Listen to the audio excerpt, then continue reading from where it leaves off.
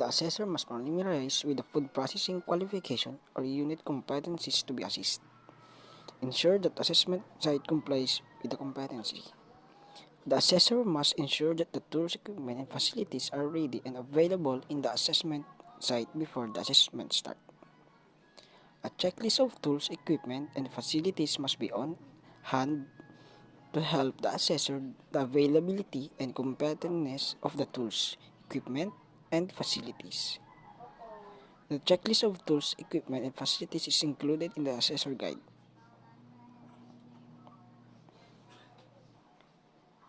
The assessor should receive assessment package composed of the following: one of assessor side, a specific instruction to the candidate, competency assessment result, summary, written part, written test, answer sheet, and written sheet. The assessor should introduce himself.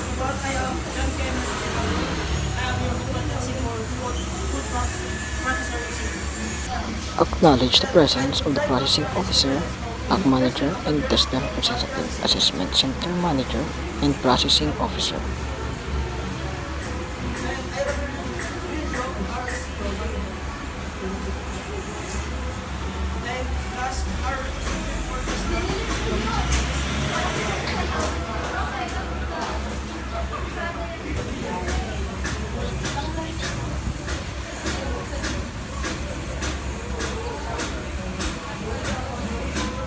Check the attendance and identify candidates and collect the admission slips.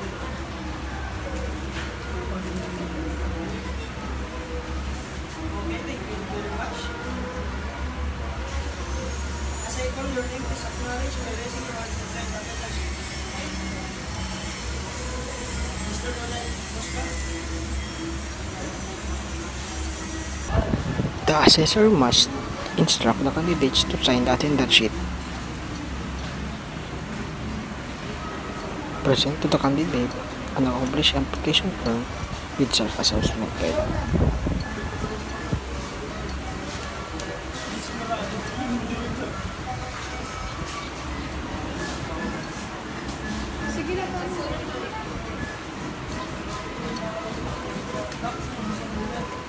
Conduct orientation to the candidates. The assessor must explain the context and purpose of the assessment.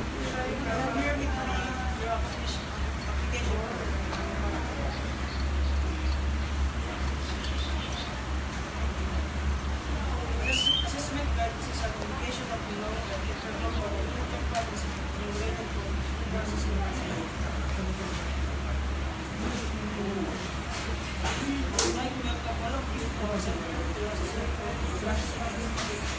The purpose of food processing qualification is to give individuals the necessary skills and knowledge safely and effectively work in food processing.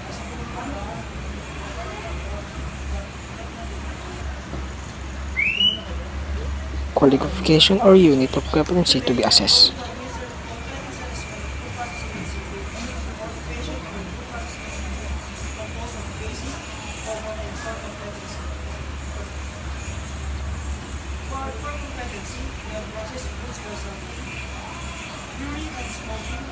Processed foods by fermentation and cooking, processed foods by sugar distillation, packaged finished or processed food products. The different tasks we perform for our food processing are processed foods by salting, curing and smoking, processed foods by fermentation, and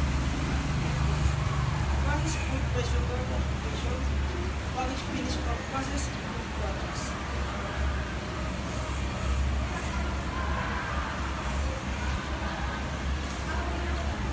Tasks to be performed and the evidence to be collected.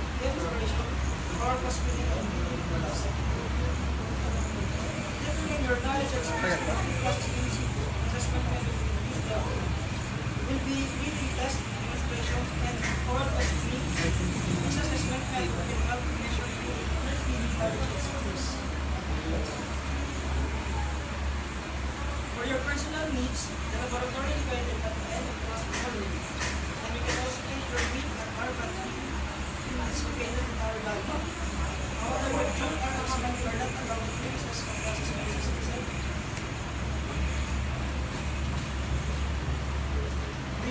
difficulty understanding the given instruction, please then please take the information for me because we are really impressed with you. Because including the written examination, you have did writing down your answer. Don't be shy because you have set your answer verbally.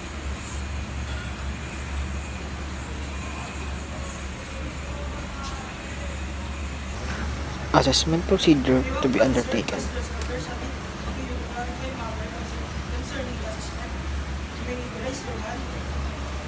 Because I am more than willing to assist, but also assessment started disciplining from us presidents because it's no longer allowed. At the same token, during the assessment, if you have physical or any form of faults, do not hesitate to come attention so we can address it immediately. In case you have any questions regarding the test episode, you have a right appeal. You can submit your appeal to the test division of the office for the assessment center and assessment for appeal. For the issuance of the national certificate, the AC manager should inform you where you can obtain your national certificate in 5 working days after the assessment. Confidentially of assessment outcomes. We observe strict confidentiality. This is to ensure your integrity. Results only made available to authorized personnel and to the institution when you have your actual training.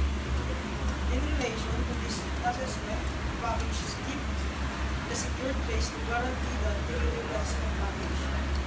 May I ask the candidates to refrain from giving away any form of information that took place during the assessment process. Provide each candidate a copy of the specific instruction to the candidate.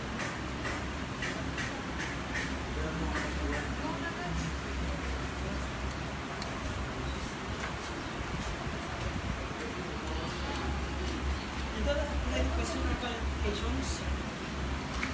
Then I'm going to distribute the specific instructions. Please read them carefully and do not hesitate to ask questions at any time. I may be translated to English or local dialect. If you need assistance, then I'm more than The assessor explains and guides the candidates on interpreting the instruction to make sure that candidates understands the contents of the instructions. Assign numbers to the candidates.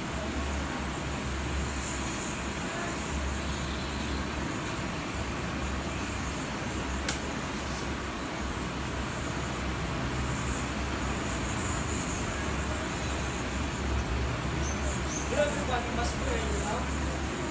Candidate number 1, you may please proceed to the assessment area is the rest of the candidate. Please remain while you may have Instruct candidate number 1 to proceed to the assessment area while the other candidates stand by in the waiting area.